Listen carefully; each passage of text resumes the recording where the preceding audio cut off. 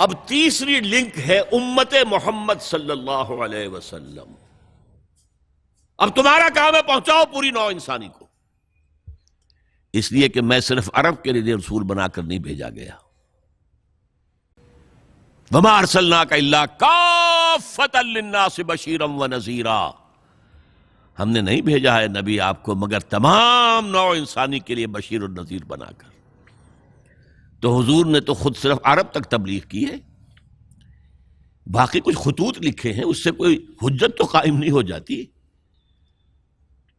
مکے والوں پر 12 برس تبلیغ کی ہے. ہندوستان میں تو کوئی آیا ہی نہیں، چین میں کوئی پہنچا ہی نہیں. تمام دنیا تک یہ کام اب امت کے حوالے کیا. یا تو حضور رہتے قیامت تک اور تمام نوع انسانی تک اس دین کو پہنچا کر اور کل روح ارضی پر اس دین کو غالب کر کے سرخرو ہو کر اللہ کی خدمت میں حاضر ہو جاتے. لیکن نہیں، اللہ کی حکمت ہے. اے نبی اب آپ کی امت کا کام ہے. اور دیکھیے کس قدر خوبصورت ہے یہ قرآن مجید میں. اسے عربی میں کہتے ہیں فقہ اللغہ. لغت کا بھی ایک تفقہ ہوتا ہے گہرائی میں. ایک لفظ جو ہے، اب 2 لفظ ہیں قرآن میں. استفا پسند کر لینا، اجتبا چن لینا. یہ دونوں لفظ ہم استعمال کرتے ہیں حضور کے لیے، محمد مصطفیٰ اور احمد مجتبی صلی اللہ علیہ وسلم. ان میں فرق کیا ہے؟ بہت مشکل سوال ہے، بہت مشکل سوال ہے. دیکھیے استفاء میں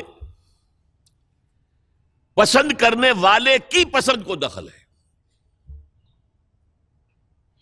اجتباء میں کسی کام کے لیے کسی کو سلیکٹ کرنا ہے.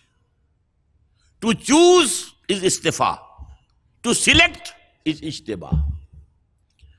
آپ کو ہاکی کی ٹیم باہر بھیجنی ہے تو آپ مقابلے کرواتے ہیں، دیکھتے ہیں کون اچھے کھلاڑی. سلیکشن ہوتی ہے، سلیکشن ہے، یہ سلیکشن ہے. اور ایک کوئی گیا ہے باغ کی سیر کو اور گلاب کے ایک پودے میں 10 پھول لگے ہوئے ہیں. اس کے دستے ہنائی نے ایک پھول توڑ لیا، پسند کر لیا.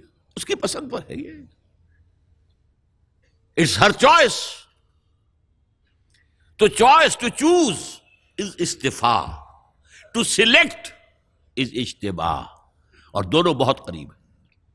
اب امت کے لیے کیا کہا؟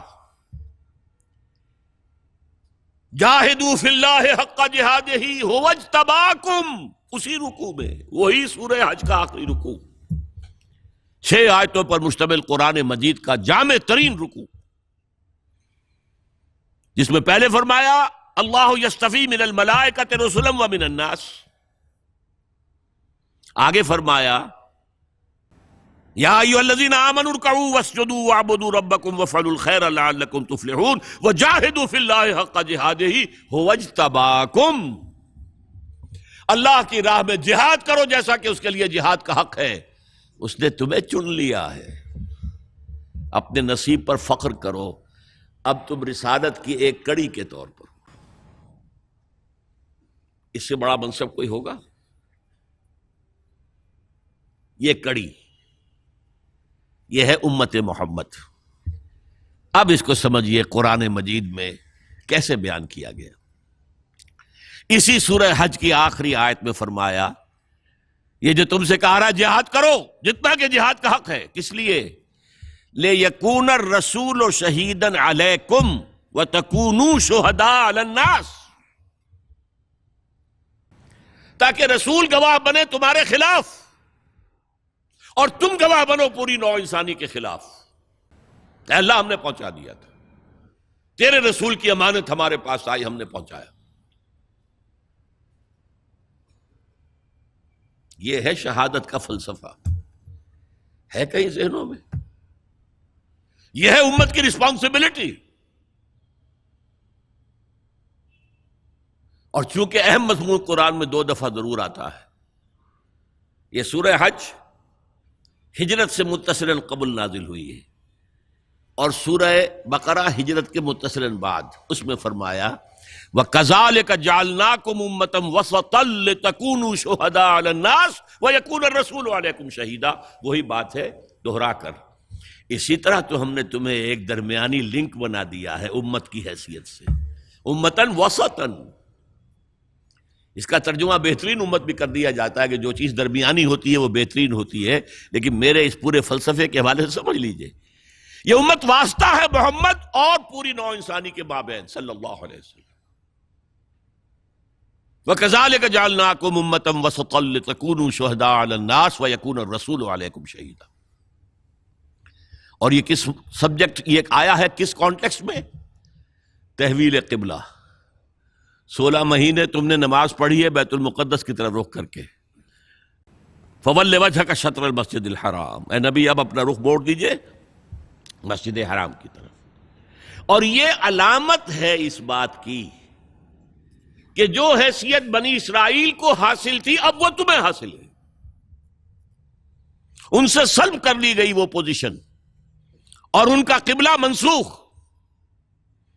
اب ایک نیا قبلہ ہے اور اس قبلے کے گرد امت محمد ہے، اس کی تاسیس ہو گئی ہے اور اس کی کورونیشن ہوئی ہے، تاج پوشی ہوئی ہے. وَكَذَلِكَ جَعَلْنَاكُمْ أُمَّةً وَسَطًا لِتَكُونُوا شُهَدَاءَ عَلَى النَّاسِ وَيَكُونَ الرَّسُولُ عَلَيْكُمْ شَهِيدًا. اب اس پس منظر میں سوچئے ہم کہاں کھڑے ہیں، ہم کس شے کی گواہی دنیا کے سامنے دے رہے ہیں؟ هي الحلقات تحفظني بآيات من القرآن، هي الحلقات تملأني بحب المصطفى العدنان، هي الحلقات تحفظني